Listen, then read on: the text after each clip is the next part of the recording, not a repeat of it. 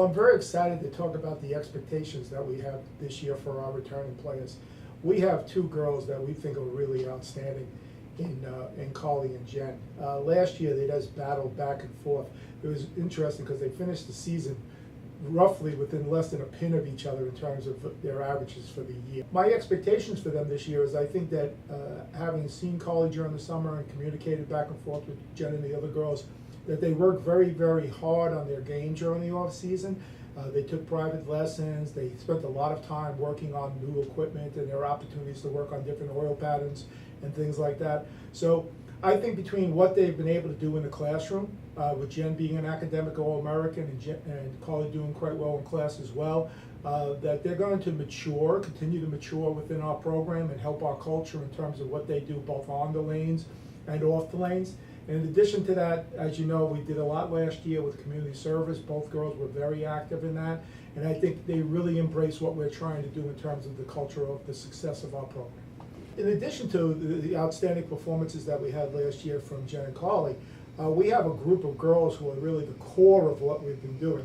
And in terms of their overall averages, they're all very, very close. So I think we're very excited about the idea that as we go into this season, that we're going to have very spirited and very exciting competitive practices during the week. We don't really have starters on this team per se, because I try to embrace the concept of, instead of having starters or talking about starters, we talk about contributors.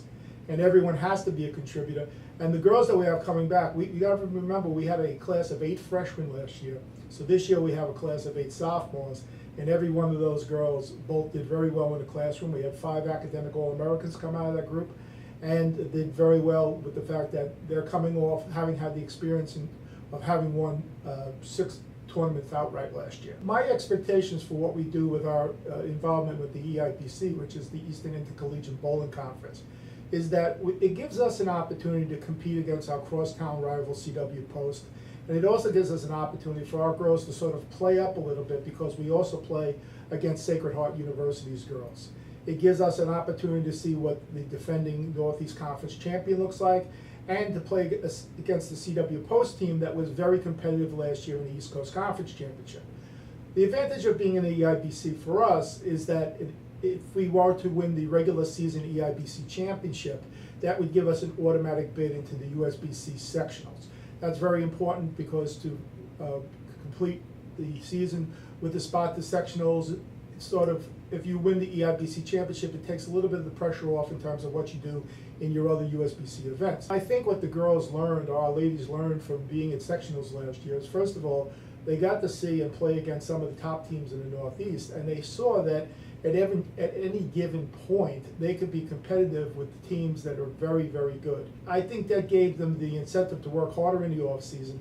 I also think that their expectation is that they think that as they develop, they can be a team that could make it to nationals. I always quote to them that, Coach Lella, who's one of our assistants, had an opportunity to go to nationals as a competitor, and she'd like to get back there as a coach.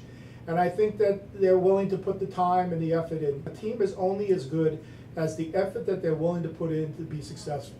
If you work together and you put your time in both in the classroom and on the lanes and in the community, and you have a singular focus, you can be as successful as any other team. I think, as you all know, I have a little bit of experience with dealing with the people at Adelphi.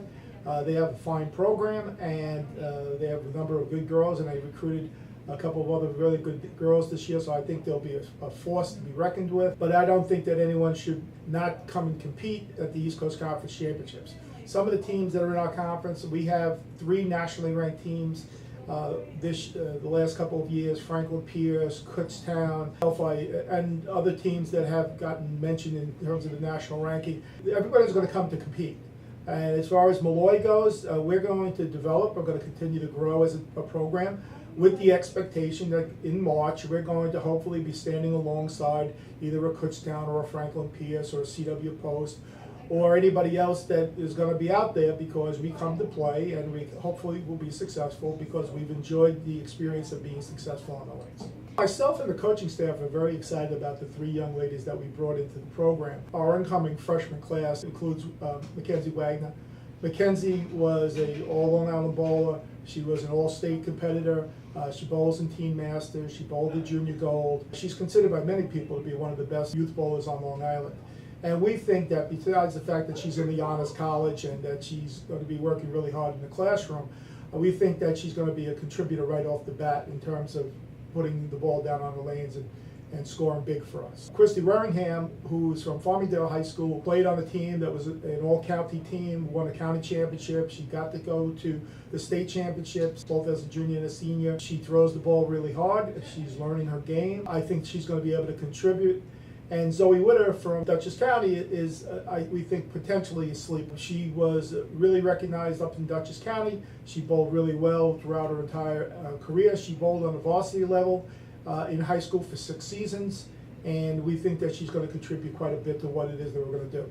We think we have a really well-rounded team. We think we have depth. We have 11, hopefully 12 girls by the time the season starts that we think will be very competitive and will work really hard in terms of getting us back to recognition and national prominence.